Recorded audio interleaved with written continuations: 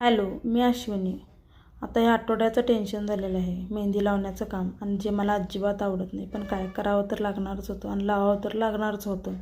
त्याच्यानंतर चहा आणि बिस्किट घेतली आणि थोडी एनर्जी होती म्हणताना म्हटलं चला कपडे धुवून टाकूया, कारण मेहंदी जोपर्यंत वाळत नाही तोपर्यंत काहीतरी काम करावं तर लागणारच होतं म्हणताना कपडे धुवून टाकले.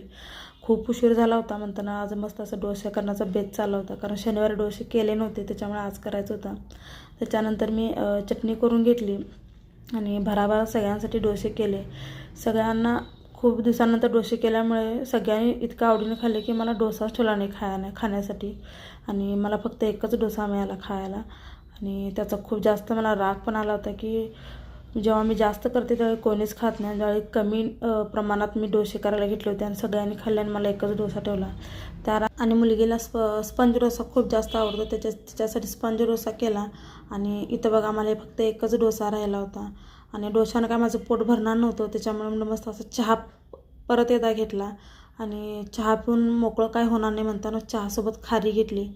खारीचा एक घास तोंडात जात नाही तोपर्यंत ह्या दोघांची भांडणं सुरू झाली होती. आणि आज रविवार होता त्याच्यामुळे दिवसभर यांची भांडणं आता ही चालूच राहणार. आणि घरातली कामे तर काय व्यवस्थित होणार नाहीत, कारण रविवार आमचा नेहमी असाच जातो. आणि भरपूर अशी भांडी पडली होती सगळी घासायची, ती गोळा करून घेतली. आणि आज दिवसभर किती जरी काम केलं तर कमीच पडणार आहे, कारण रविवार माझा नेहमी कामातच जातो. दुपारी 3-3:30पर्यंत नुसतं कामं चालू असतात, घरातलं सगळं आवरावरी करापर्यंत.